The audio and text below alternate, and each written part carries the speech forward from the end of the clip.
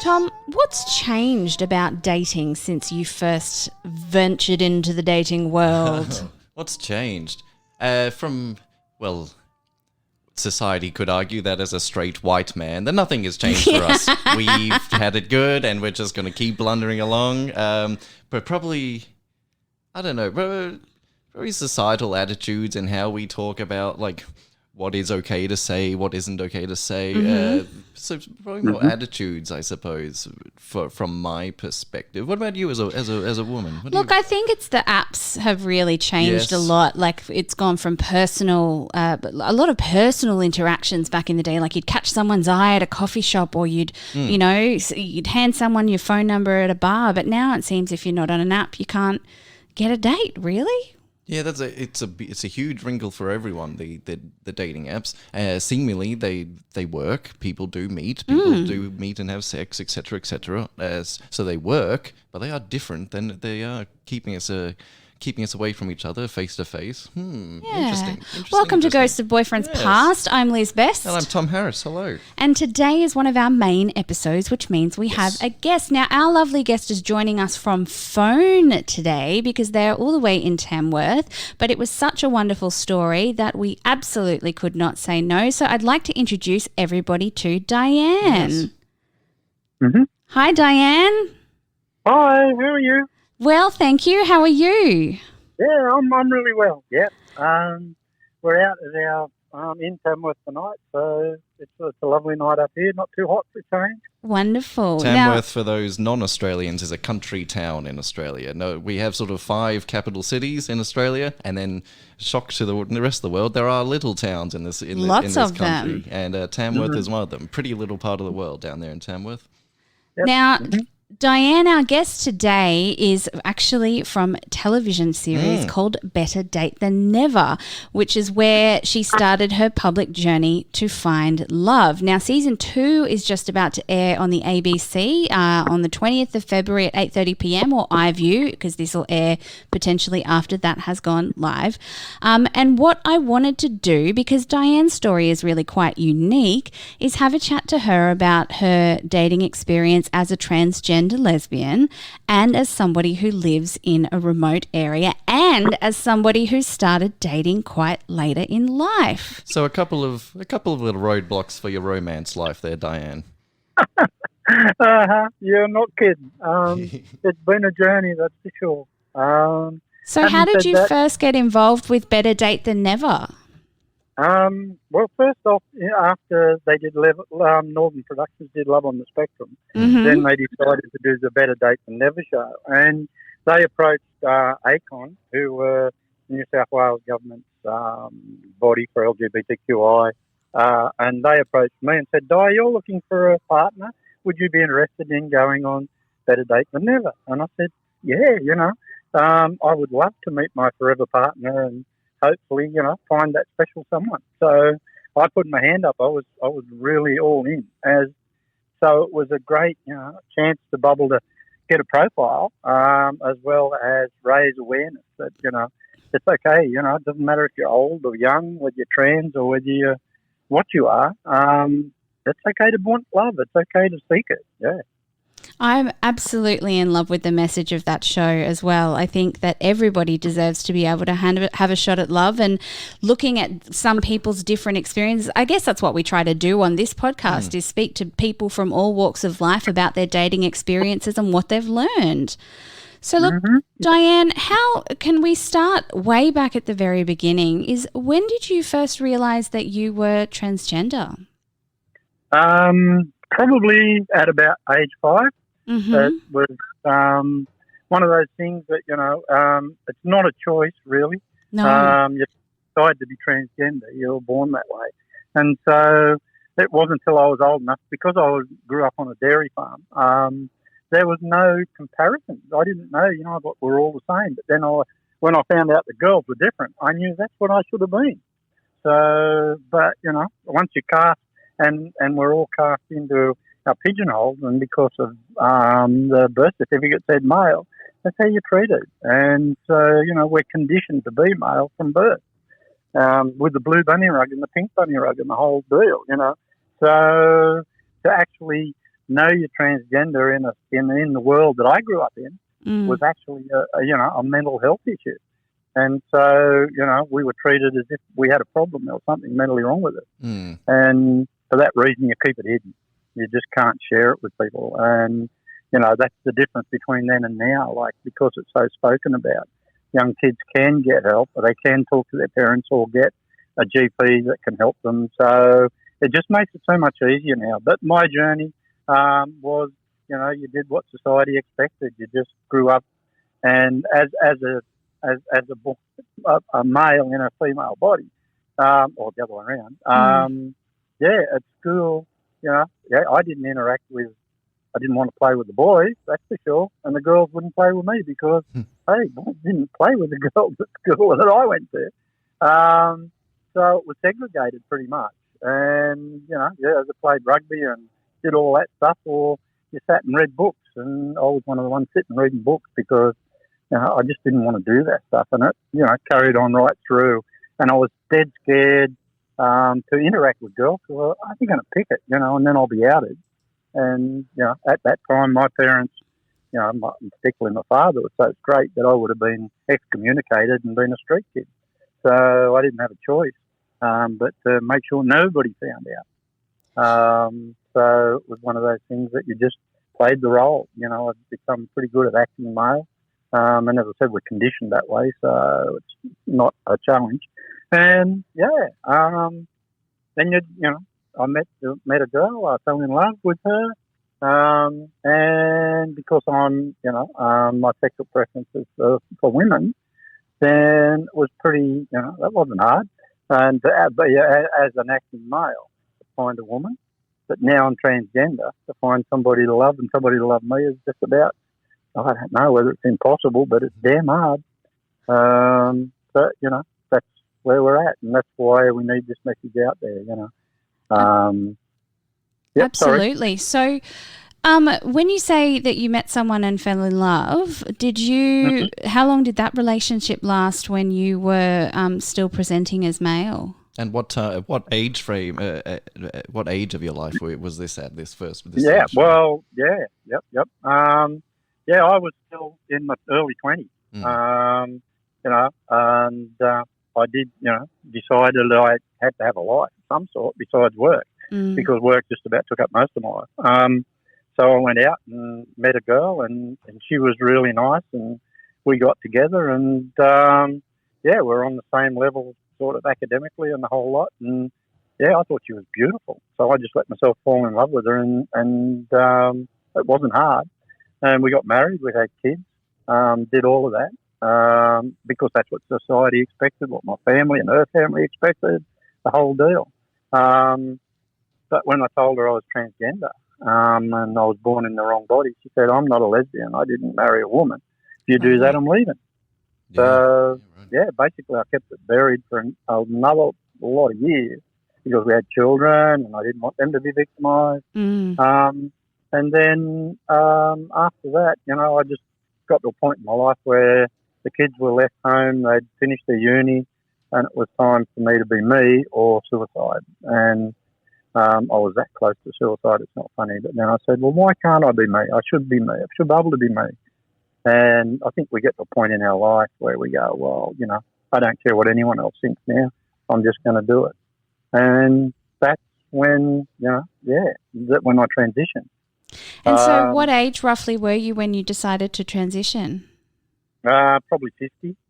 Wow. So from 5 years old is when you first get a wrinkle in your brain saying, hang on, something's not quite right here. 5 years old, about then you first realize, and then 50, it's a long kind of, it feels lonely to me as when you're stuck and society around you is going, no, you're not allowed to be that. So is loneliness a good word to sum up those first sort of 45 years?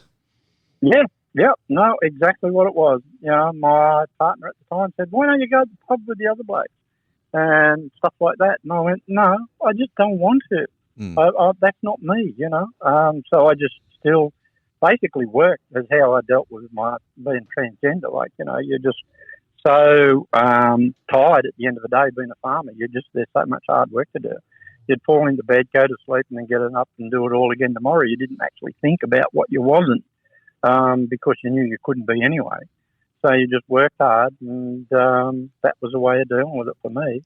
And, unfortunately, and probably a better way to do it than the suicide that Yes. a lot of other people choose, yeah. So after you transitioned, how long did it take you to decide that you wanted to get back into the dating world? Probably 3 years. Right. Heartbroken because I was still in love when my ex left. So yeah, I begged her not to leave, but she said, no, I can't be with a woman who likes women, So, and I went, oh, well, fair enough. We all need to be happy. It broke my heart that I was, what she wanted for so many years, and then when I wanted my turn to be me, that she wouldn't do it, So anyway, yeah, I got my chance to be happy and to be me, and I wouldn't swap it for anything now. I'm living my life as I need to, but it would be so nice just to meet that person, that special someone that goes, hey, I love you just for you too. So you be you, and I'm happy, to be with you. That would be a dream, yeah. And being on Better Date Than Never, I thought, well, this is the opportunity that I'm going to have. So make the best of it. Absolutely. I don't blame you at all for jumping on a show like that, a well-handled sort of mandatory viewing show like that. Why not? Diane, is it dating as a farmer, just individually as a farmer, it must be hard enough as a starting point, right? The living rural or away from large population centers, large groups of people to date. So can you touch on that just alone first? Mm-hmm. Yep. Oh, look, the loneliness is still, it gets you. So, yeah, after I transitioned, I got involved and we set up a group in our local, in Tamworth, to help people with transgender and cross-dresser issues and stuff like that. So, and I also did my counselling diploma to be able to help people like me, because there's such a shortage of people that travel this path. And so to be able to give my insights and help young ones to find their true path, then that was an obligation I think I just had to take on. And so, that whole, the loneliness thing is a part that even the young ones really struggle with. And as I said, if they are not given the opportunity to be who they want to be, then they choose probably not to be here, which, in our community, suicide is the highest suicide rate for young trans kids. So, it's because, mum or dad goes, you're not doing it, you're not going to be my kid if you do. Get out of the house, you're not coming in here anymore. And it just destroys them. So, this is something that I'm going, well, the more people that see that you're just a normal person, same as everyone else, you're just, finally living true to your identity. And if you look at it, the whole physical side of it, like all fetuses are female for the first 5 days in the womb. It's only the chemicals that's released into the fetus that determine its sex, and that gets mixed up. And it's through no fault of the person, the baby, it's no fault of the mother either. It's just something that happens in the process. But people haven't accepted that you can't be exactly as the pigeonhole that they've designed for you. So it's, this is another message we're trying to spread is that, this is no way is this a choice. And it's really, really difficult to live this life as a lie. If you yourself had to live as the opposite genders that you are, you would find what the struggle was like and then you would understand. But it's pretty tough. It is a pretty tough gig. Yeah, look, I think it's wonderful that you've gone out and gotten your counselling diploma and you're really trying to help, I guess, correct the way that you grew up and help somebody else to be able to, be themselves a whole lot earlier. I think that's really well done. Can I ask, how much has changed in dating since you were last dating for you? Like, it must be an incredibly different landscape for you, starting and trying to date in a land of Tinders and Hinges and Bumbles and all of that kind of stuff. By Australia, and not wrong. Totally, yeah. Like you were saying earlier, when I first went out and met my ex-partner, it was at the pub. They had a dance for the Saturday night, and you asked the prettiest girl in the room to get up and dance with you, and if you were doing all right, you got another date, and that's how that used to work. But now, you've got to find an app or a dating site that, look, it is such a minefield in the dating sites, because so many of them want you to sign up, and once they've got your dollar, they don't give a rat whether you meet someone. That's right.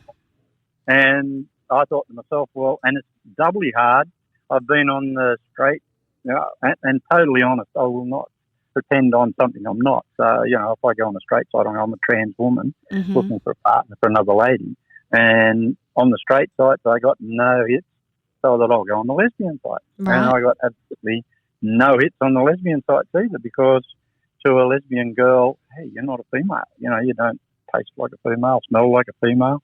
So, you're not. So that's not what I want. So you don't get anywhere dating female, lesbians. And then, so I thought, well, I'll go and buy Australia, because some girls can swing both ways. So let's see how that. So I went on the Buy Australia site, and when I put my profile picture up, within 24 hours, I had 200 dick pics. Oh, no. Yeah, it was unreal. All these old guys and young guys, well, we'd love to meet when you want to meet, we'll that meet is at a motel. And, definitely an authentic female experience on a dating site. Yes, you should be. So, I got really disillusioned with the whole dating app sites and all that sort of thing. Yeah, Diane, I don't do any apps at all, basically. Like, I know that that's probably the only way that I'm going to find someone these days, but I just, as a woman on a dating app, I cannot put my mental health through that anymore. Yep. Yep. No, you know exactly where I'm coming from. I 100% do. So what dating experiences have you had since you started putting yourself out there? Yeah, well, because I had nothing to go on, because I was the first transgender person that would come out in public in this area. Mm-hmm. I had absolutely no experience, and I thought, well, hey, I identify as female. I know I should have been a woman. So maybe I should be attracted to men. So I found a submissive guy and dated him, and that's when I learned that I am definitely a lesbian. Guys don't do it for me, I'm sorry. Sorry, guys, but the ones that the few that I met, they're sort of hairy and smelly, and they don't feel nice and soft and smooth like a girl. So, but that's just me, and that's one of the things I learned, that your gender identity has absolutely nothing to do with your sexual preference. And so, I'm attracted to ladies and women, and unfortunately, as I said, there's things I couldn't alter now, like my skeletal structure, my voice, all of that gets determined by the hormones that you go through at puberty. And it's too late to stop it. So, I don't pretend that I'm any more than what I am. I know I'm 100% female in my mind and in 90% of my body. So, that's all that's important, really. It's a whole minefield out there, and I know I'm not special. I know there's a lot of 28-year-old young straight women that struggle finding dates and things too. So it's a hard call. And have you been on any dates with women in the meantime where things have clicked a little bit? Well, yeah, I did. The first episode of Better Date Than Never didn't go real good. But from that show, I did get a couple of ladies contacted me on my messenger site, and one of the ladies was really, really lovely. We met and chatted and caught up with each other a couple of times, but then I think the fact that I had such a public profile was sort of off-putting to her. So she just went, look, sorry, darling, but, I just, and your personality would absorb me. Yeah, so that's such a double-edged sword, is that they became aware of you through your public persona, and then there was, that sucks. Yes, it's a bit heartbreaking, Diane, but is it at least a little bit, I don't know, affirming to have someone see your story or learn about you, and then for them to reach out to you? That must be nice that happens and happens again. Oh, unreal! Look, I just cannot thank the ABC and what they've did with the shows, because they're so authentic, and they're there to help you find love. That's the whole point of the show, and they do their best. So to have that experience and to raise that profile that they did for me was incredible. I mean, we did Mardi Gras last year, and just driving down Oxford Street with the group that I'm with in Tamworth, and people going, that's Diane from Better Date Than Never. So, it really, really reinforced the fact that it's fine to be me, it's okay, yeah. But you still sit at home of a night watching the latest drama or whatever on telly, and you're sitting there on your own. You can't, if you want to go on a trip somewhere, you're still sitting in the car on your own. There's nothing, you can't share. And like one of the things I have learned, probably that I'm more aware of now, is the fact that compatibility plays such a big part in a relationship. Yes.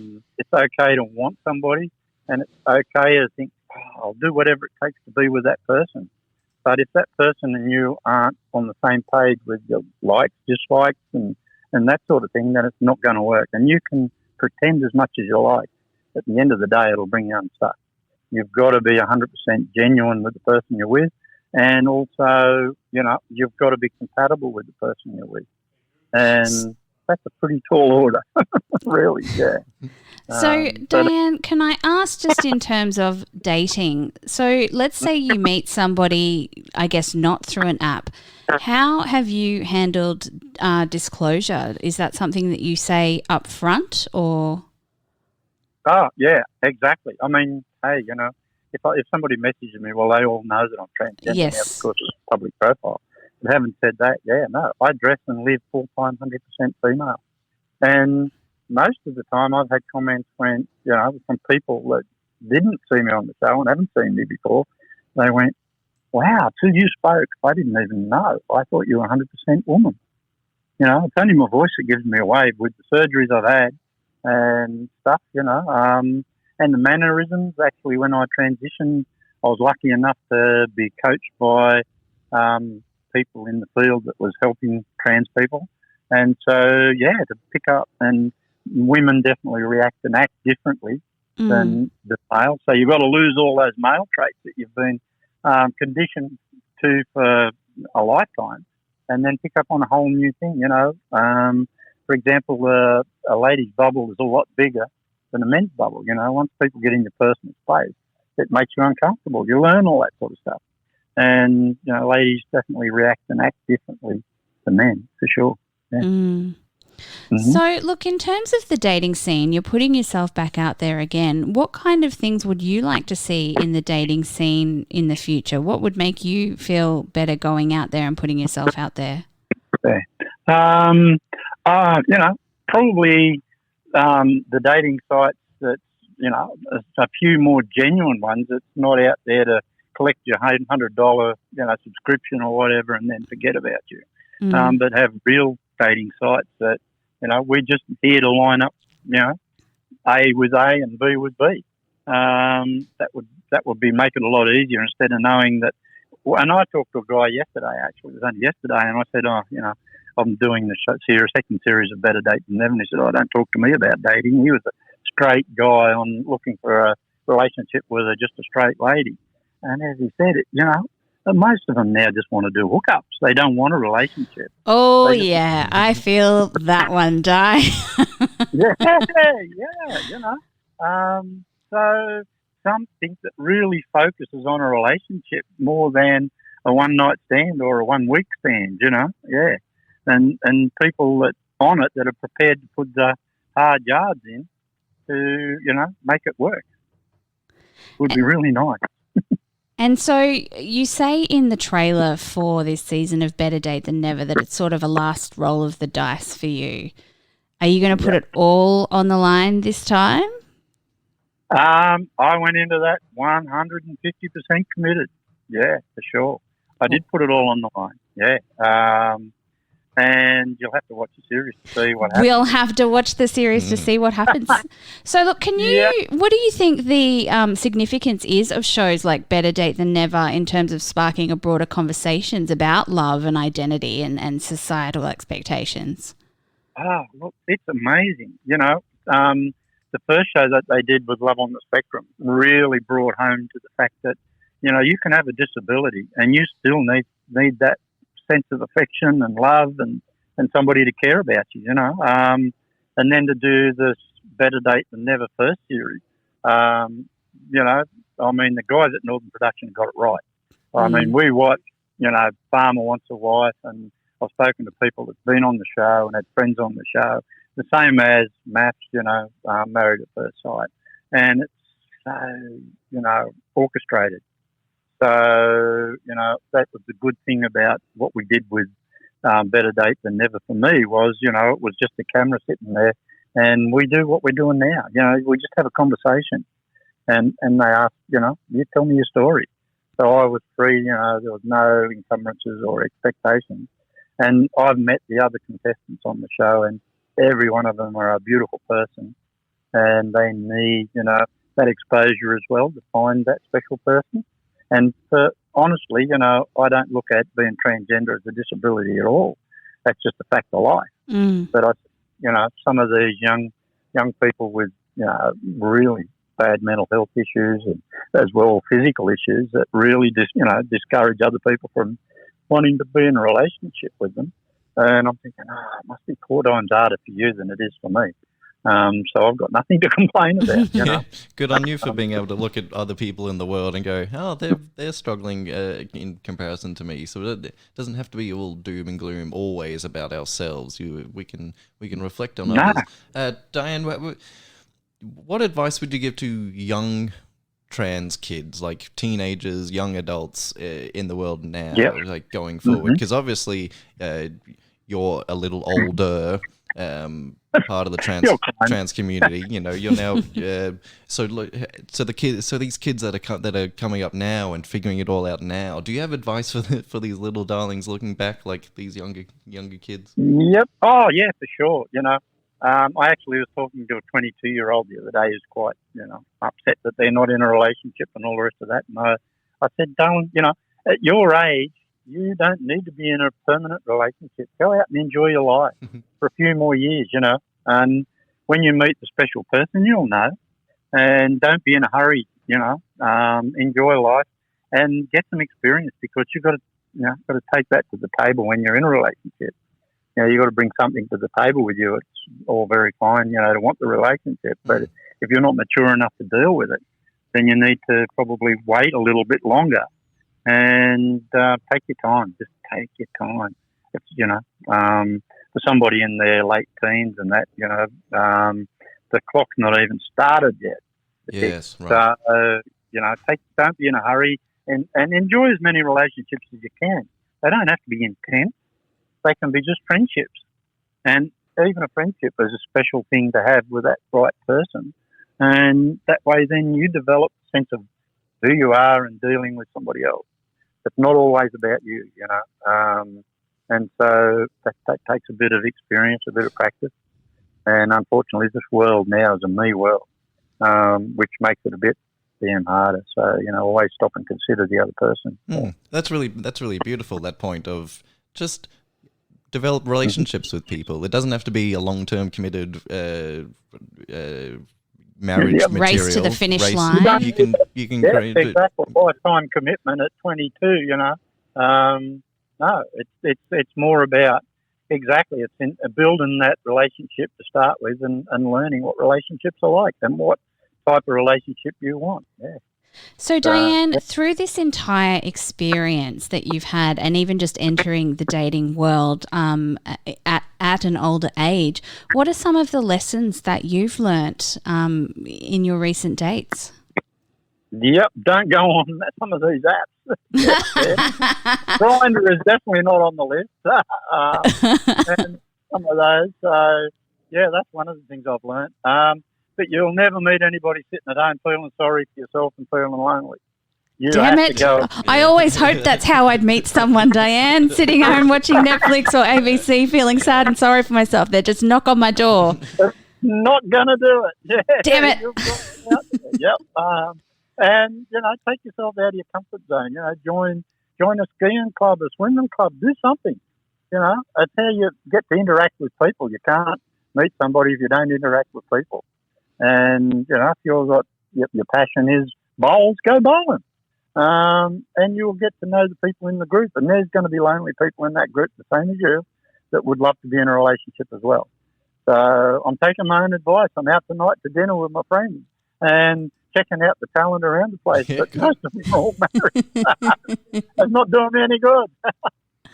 Well, look, Diane, thank you so much for joining us and sharing your story. I cannot wait to see how your journey unfolds on Better Date Than Never. Yep.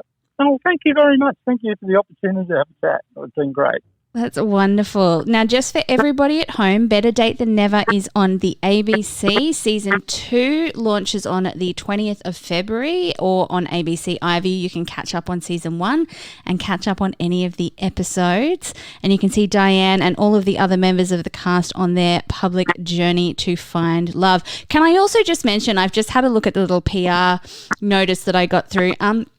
Diane was recently recognised as Tamworth Woman of the Year by the LGBTQI plus groups in regional New South Wales, and will be on the Tamworth float again in the 2024 Mardi Gras. So congratulations about that as well, Diane. Oh, thank you. Yep, that's great fun. Yeah. Wonderful. More public profile. More profile.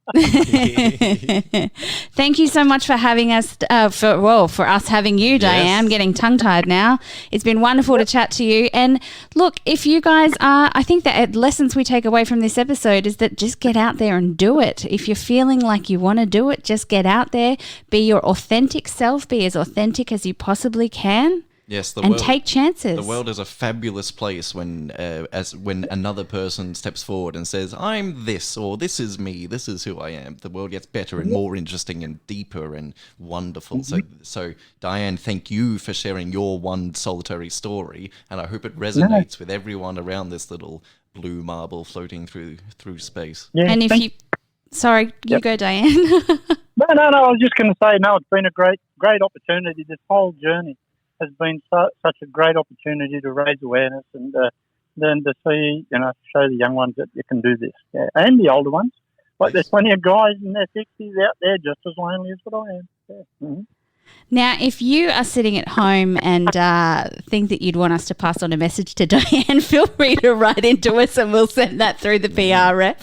Otherwise, we have got, if you're sitting at home and you've got a similar story to Diane, or you'd like to share your journey of dating either as a farmer or at a later age, or as, someone who identifies as queer even, transgender, anything, we take all and every story, because what we want to do here is make people who are listening at home feel like they are not alone, because everybody has had dating experiences, good experiences, bad experiences, and we want to know what we've learnt from them. So in the meantime, I've been Liz Best here with Tom Harris. Thank you so much, Diane, and everybody needs to tune in to Better Date Than Never. Thank you.